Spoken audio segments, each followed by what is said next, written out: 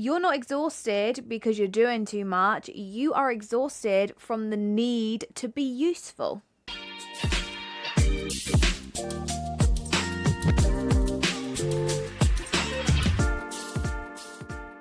Hello, and welcome back. I'm Amy, I'm your healing hype girl, and I am that voice to remind you, bitch, you can. Today's episode is going to be a lot of honesty because I harp on about it a lot, and I know a couple of these topics I have tiptoed around when I've been talking about it, but I'm going to be fucking real. I'm going to open your eyes to some shit you are actively doing in your life right now, which is silently but surely fucking you up every day, and fast forward 10 years, you will regret all the decisions you are making right now. So I'm here to break that cycle, because that cycle ain't breaking until we talk about it honestly. So let me lead by example, darling. I see so many women in, and this is a cycle I was in myself for a very long time, until maybe, I don't even know, maybe 8 months ago, maybe a year ago, that I started to pick up on it. But definitely in the last 5 months, I've actually made changes on this. This isn't me to shit all over you, this episode. This is to me to lovingly call you out, because I needed that too, and I've had to really fucking buck my ideas up to change my life, and for me to stop these shitty patterns that keep coming up. I was like, yeah, I've got my shit together and look at me, I'm helping other people. But actually, deep down, deep rooted, we've seen the episode of me bawling my eyes out of the realization. But what I really want to dive into is how I can help you break this pattern, rather than just sit here and be like, yeah, this is all well and good, and yeah, fuck them, and yeah, people this, people that. But let's actually be real and let's be honest with this episode in how that actually showed up in my life, how it's showing up in your life, and how you're actually going to break it. And you need, exactly how I needed somebody to tell me and be real with me. My person was Luke. He sat me down and he was like, fuck me, you carry on like you are, you're going to die. I'm not even being dramatic. That's his exact words. So I am going to be that person for you today, where I'm going to snap you out of this shitty cycle you're in. I feel women in general, whether you have a business or fucking not, women in general, society shapes us.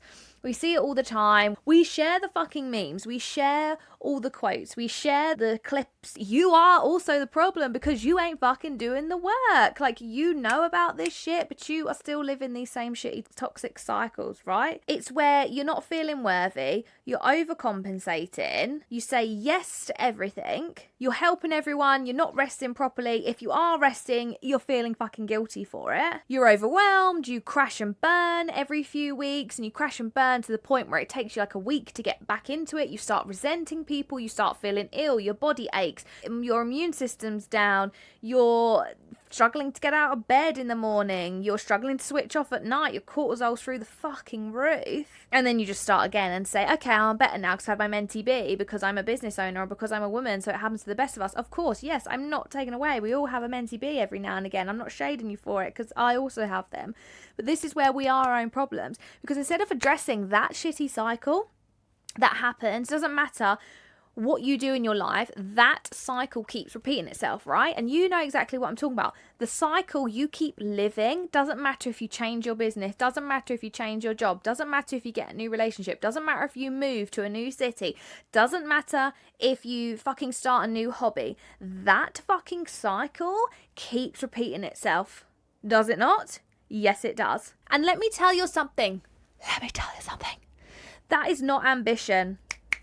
It's fucking survival. When we're going to open our eyes and realise, like, we're all turning on to the hustle culture now. Like, the hustle culture is a load of shite, right? Like, I'm not a hustle culture gal. I was.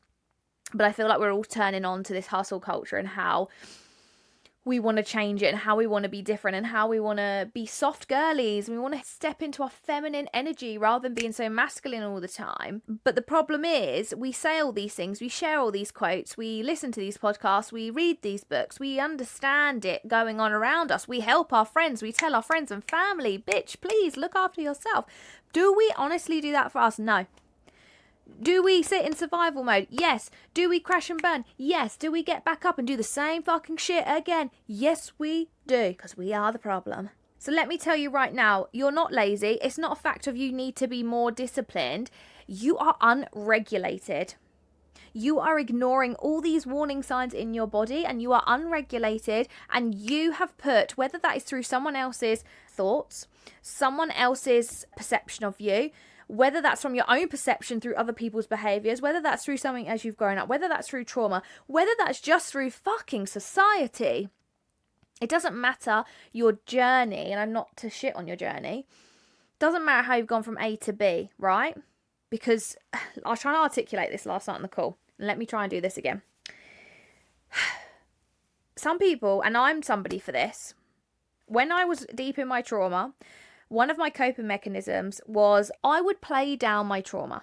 So without a trauma dump about to be happening for you, because I will be real with you, and I said this on stage at Activated, I'm still not 100% free from that trauma, and that is something I'm working on. Don't get me wrong, it's much better than what it was, and I'm like much more free than what I was 10 years ago, 15 years ago, even 5 years ago. But I'm still not 100% free from it, and it's still got me in a bit of a headlock, I won't lie to you. So anyway, I'm not about to dump that on you, but what I used to say is, at least I knew them. At least it wasn't a stranger. At least I was inside. At least I wasn't out in an alleyway with a stranger. These are the things that I would do to play it down, right? Because it was a coping mechanism, and also in my mind I was like, but it's not as bad as someone else's. And I think as women we do that a lot. We'll be like, oh my god, yeah, it's not as bad as, it could be worse. Don't get me wrong, we've always got to look at the positive side in life, and yes, we always be grateful. And I'm someone who harps on and says, be grateful for what you have, because someone 10 steps that way is looking at you wishing they had what you had. But what I'm saying is, and please forgive me if I can't articulate this properly, what I'm saying is, whatever your story, it's your story. I'm not taking away from it. If you're looking at me and you go, oh, I've been through worse, or oh, I haven't been through as bad, that's okay. Everyone's on their own journey. So whether you think it's minuscule, whether you think it's massive, however, you are on your own journey. So don't take away from that. Don't compare it to anyone else's either way. You are on your journey, how you feel, because this is how the conversation came up last night. One of the girls on the call, she doesn't have children, whereas the rest of us have children.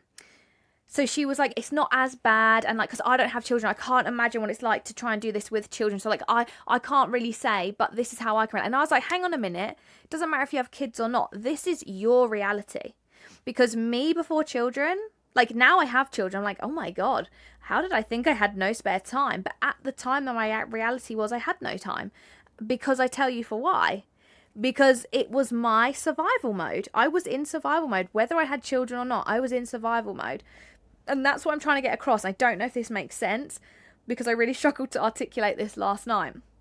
So what I'm saying is, please don't feel that you don't have the right to feel overwhelmed, to feel dysregulated, to feel like you're in survival because of X, Y, and Z, because of your situation. Don't feel you do not have the right to say that. You absolutely do. I don't care what path you've walked. I don't care what situation you're in now. You have the fucking right. If you feel it, if you feel overwhelmed, you're fucking overwhelmed. It's not a competition.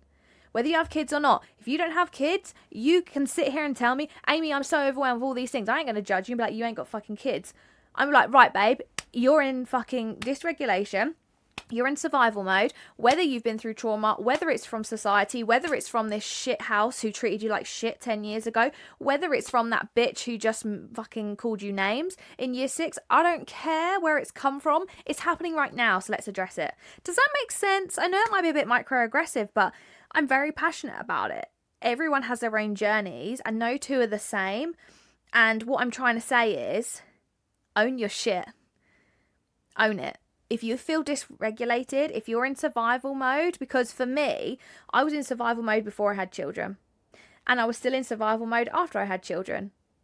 The patterns didn't change, just a couple of extra things on the plate. But even if I didn't have kids, I would have put other things on my plate to fill it, because of my attachment and because of my dysregulation around my worth is determined to how useful I am. Does that make sense? I hope it does. Let's rewind back to 2023 when I won my first award. Now, I've skirted around this, but I want to be really open and real with you because this came up in our call last night. And again, you know me, this podcast things will show themselves repetitively to me for a reason. I know it sounds a bit woo-woo, but that's how I structure this podcast. This has come through to me a few times, and it's now time to talk about it. So in 2023, I won my first ever award for Best Aesthetics Practitioner in the UK, which was such an amazing moment. Like, fucking hell. What an incredible moment. Wow. Wow, wow, wow. And I know I've spoke about how we rush for this dopamine and it crashes down, and then we're trying to catch up with it, right? And I know I've touched on that, and that's the reason why I spoke about that element. But what I didn't tell you is I was celebrated at one of the most toxic times of my career because I couldn't say no. My boundaries were not good. I would work ridiculously. I know I've said this before. I'd get up at 5, do coaching, then I'd be in clinic, then I'd come home. You know, on a Saturday I would work sometimes 7:30 till fucking 10 p.m. like 7:30 in the morning, 10 p.m. at night. I wouldn't have a lunch break. I wouldn't eat. I would hardly drink. I'd hardly even go for a piss. And I was underweight. My muscle mass, and this is where Luke comes in, how I said earlier, Luke was the one to call me out. I was wasting away. I was very weak.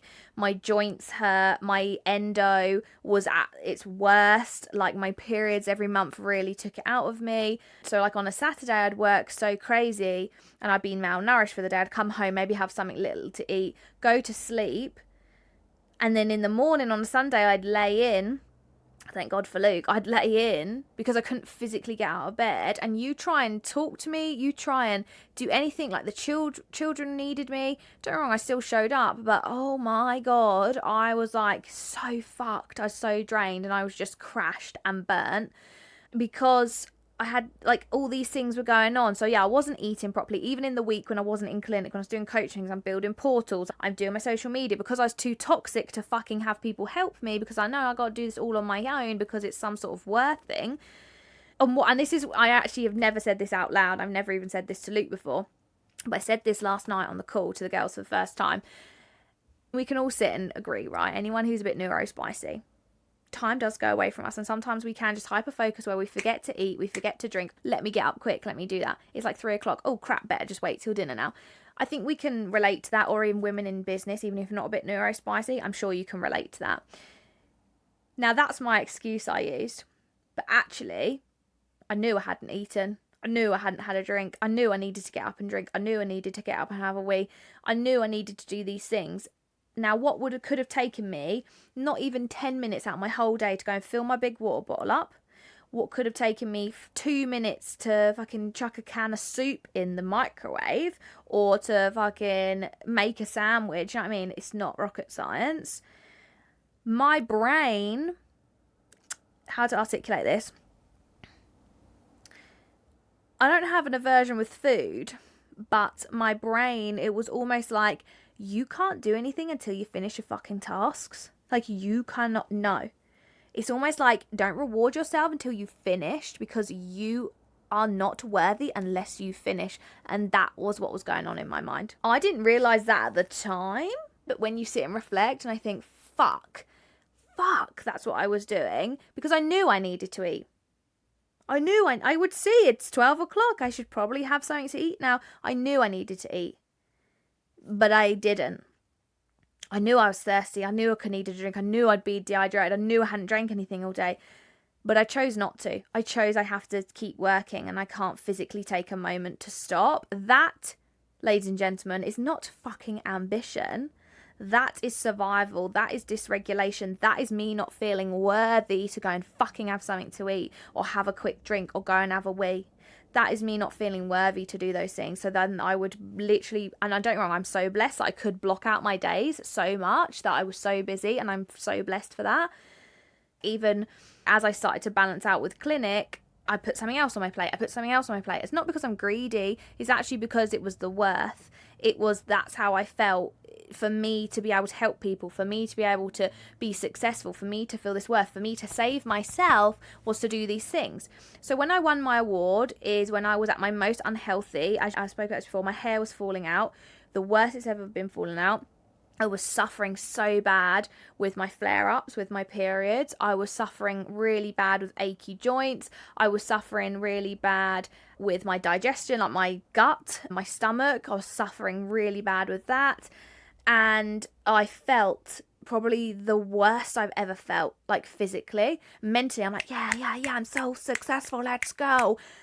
And then I won an award, and it's almost like dopamine. I've just been rewarded for how I'm behaving.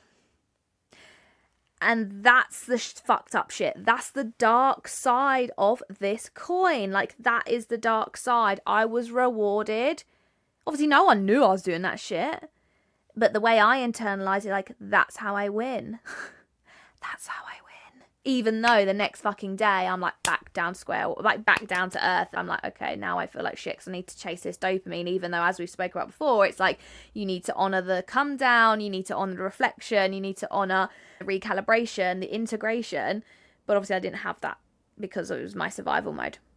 So that's the real part of it.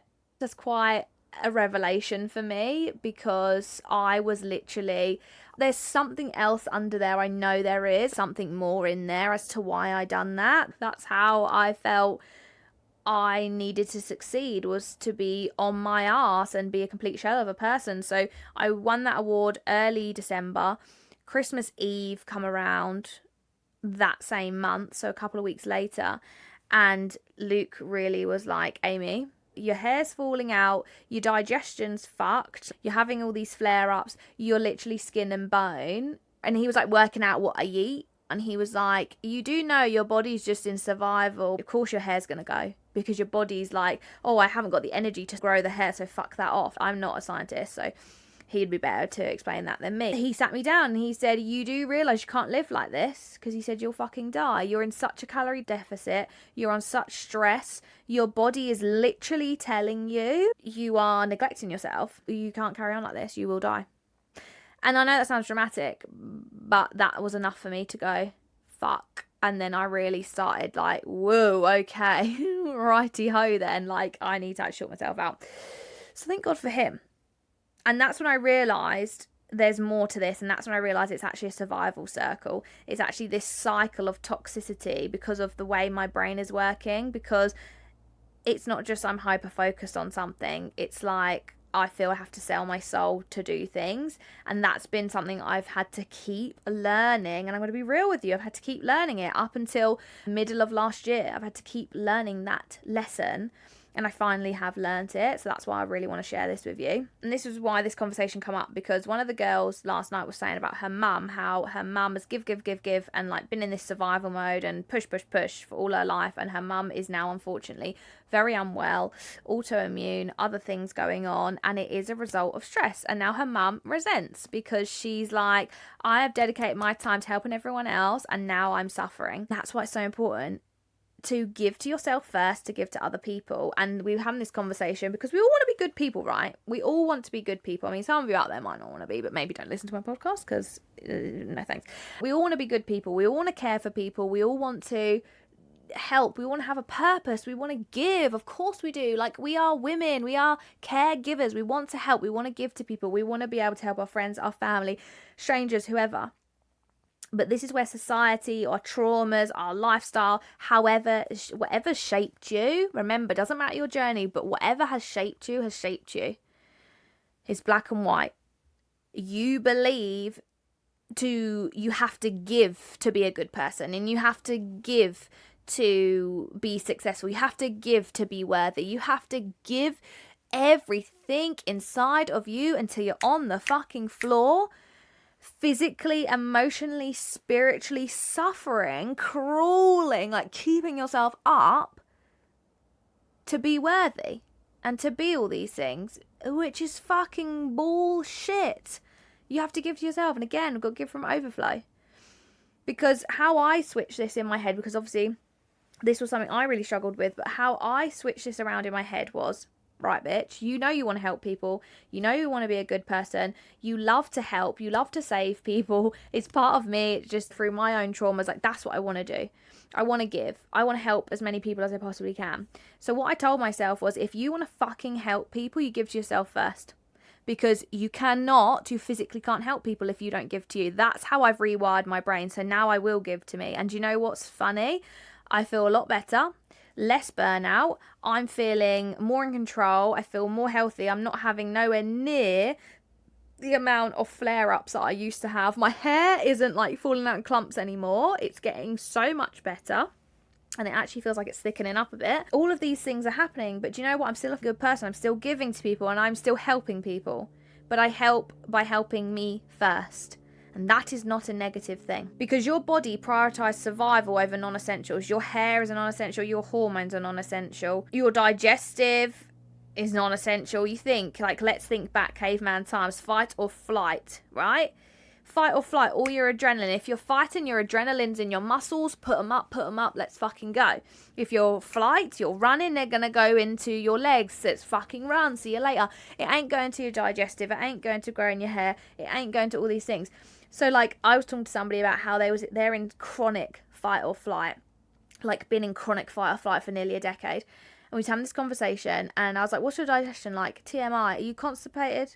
They're like, yeah. I was like, yeah, because imagine in the cave times, if you've got a lion, you ain't going to be vulnerable enough to take a shit. So your body is going to be like, let's hold on to that. So if you're someone that struggles with your digestive issues, baby girl, check your fucking regulation system. Check your nervous system out, because it's probably starting from there. If your hormones are whack, if you're struggling with any autoimmune, you're having flare-ups, if you're losing your hair, check. I'm not saying like this is the cure to everything. But I tell you now, cortisol will fuck you up. It will come and bite you in the arse in the long run. So make the changes now. Basically, it's your nervous system saying, I'm not safe enough to rest. And it's funny, one of the girls said, you know, we're go, go, go. And we just waiting for this moment of rest. And I said, yeah, but that moment of rest never comes, because when it does, you fucking fill it with something else, because you don't feel worthy to rest, because your nervous system is telling you you are not safe to rest. So that moment of peace, that moment of quiet, that moment of rest is never coming, because your internal nervous system is telling you it's not safe. And that's why you're in this same cycle every fucking time. Your brain will reward you for your productivity. So for me, like getting that award, having all my productivity, being celebrated in those times is my dopamine hit. So I'm getting rewarded for that productivity. But my body charged me cortisol, which then ended in all of these side effects from that. And if I'd carried that on, that's where I probably along the line would have got very, very poorly, very, very quick. And then it's harder to come back from. P.S. That's why the high is so fucking good. And then you crash and burn. So bad.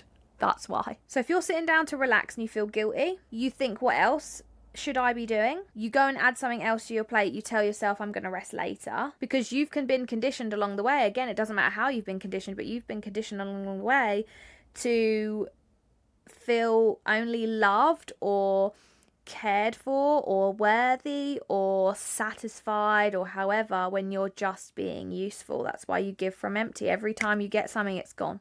Rather than build that cup up and give the cup, like say this is your cup, and you get something that's gone. It comes up, gone. You can't even get to the overflow. So how do you expect that you can give to yourself? Because what happens is you say, I'll do it when, I'll rest when, I will treat myself when, I will do this when, when never comes. The work never finishes, because you're the fucking one who decides when the work finishes. And the work never finishes because you don't feel worthy enough for it to finish. Because you'll finish something and you're on to the next. Because it is to do with how worthy you feel. I don't know how much clearer I can make it. It comes down to how worthy you feel in yourself, regardless of all the other shit. Because when you're resting, it feels threatening. You don't feel safe to rest. And obviously this is the next bit, is the uncomfortable part, is the resentment. You might not feel it yet. You might have felt it in microdoses. Maybe you do fucking feel it now. The resentment, I'm telling you, baby, it's coming. The resentment is either within you already or it is coming in hot. You resent because you say yes, even when you're ill, you're burnt out, you've got no energy, yada, yada, yada. You keep giving, right? Because you give. And I've said this before. People take because you give. You're teaching people how to treat you. And right now, You are training everyone to believe you don't need anything because you're always the one there. You're always the one to give. You're always a strong one. You're always the one that holds it together. You're always the peacemaker. You're always this. You're always that. You are training people to believe you don't need the help. What happens when you're the one to be ill, when you're the one where it crashes and burns, when you're the one there and you're like crying on your bathroom floor in pain, physical, emotional, and mental, like all of it? You're there resenting every asshole who's not there for you. But that's because you've trained them. You've taught them. You have taught them you don't need it. That you just give. Because you've never modelled your boundaries. So of course no one's stepping in. And remember, no one's fucking coming to save you. You are the only person to save you, baby. It's you. No one else. So that's why you got to give to you to then give to everyone else. So tell yourself right now, the only way I can start giving to people is if I give to me. That is my ultimatum. If I want to help people, if I want to be that person, if I want to be the person that helps my friends and family, I physically can't do that if I don't help me. Because let me tell you something. Can't help it. Every time I see it, I just think of that meme. Let me tell you something. This is morbid, but this is something I had to. What use are you if you ain't fucking here? I know what you're thinking, oh, Amy, that's a bit traumatic. No, seriously, what use are you if you are not here?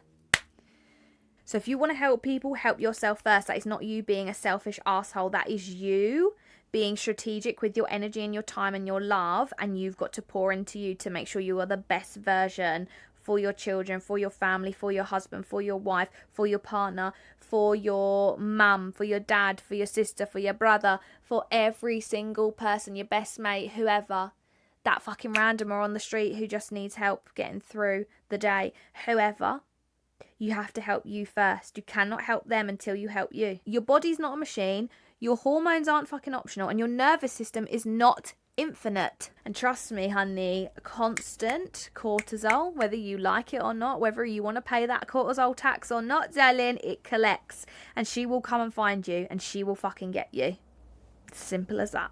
Healing Girl homework. Ask yourself this. Woo, really honestly. As always, we love an honest hun. And we're getting real honest. I just fucking gave you some true honesty of things that I was too scared to admit at a dark time in my life when I was getting most celebrated by people. But this is what this is all about. Let's be fucking honest and let's be real with each other and be real with yourself, right? Because you don't have to share this with anyone if you don't want to. So just be real with you right now. Ask yourself, if I stopped being useful for a week, who would I be? So if I stopped being useful for a week, who would I be? After you've asked yourself that, what part of me is afraid of slowing down? I want you to sit with that because the fear that comes from that is what we got to work on. Remember, busy isn't valuable, regulated is. You can't help anybody if you're not here. You can't help anybody if you are in the fucking trenches fighting for your life, emotionally, spiritually, physically, and you're not burnt out because you're weak. You are burnt out because you've tied your worth to your output. Take care of your body, take care of your nervous system, and take care of the woman inside of you that wants to help everyone. Take care of her because if she collapses, no one fucking wins. So make sure you take care of her because, bitch, you can. I told you it was going to be a little bit sassy, a little bit spicy. I told you we was coming in with this one today. There we go. That is episode 33. I hope you enjoyed it. I hope it has made you a bit uncomfortable because I know I had to hear that for it to make changes in my life. And just let me tell you, if you keep ignoring this and you don't actually take on what I've just said and you don't actually make a change and you keep living in this fight, flight, survival mode, what will happen is no matter what you do with your business, no matter how you change, no matter how many courses you do, no matter how many strategies you pull off, no matter how many masterminds you're part of, no matter how many group programs you're in, no matter how much research, no matter what the fuck you do in your life, in your relationships, in your careers, in your parenting, anything you fucking do, this shit will keep repeating. And do you want it to keep repeating? No, you don't. No, you don't. Please send this to anyone you feel needs to hear this. Send it to your bestie, to your mum, to your sister. Let them know. It's a loving little reminder. If you know someone that gives too much, I am going to send this to a few people I know because I know they give too much. Please like, rate and subscribe wherever you are listening or watching this episode from. Go over to Bitch You Can without the I over on Instagram. Whatever comes up for you, please share it with me. If you have any questions, please ask. My DMs are always open. But as always, I'm so grateful for you to be here. I'm so grateful for you listening. And I'm really proud of you for all the work that you keep doing every single week. All those Healing Girl homeworks, all the times you're listening and it's just things are coming up. These are all things that are making you stronger, making you evolve as the woman you want to become. So I'm so proud of you. I'm very, very grateful as always. And I'll see you in the next one. Love you, bye.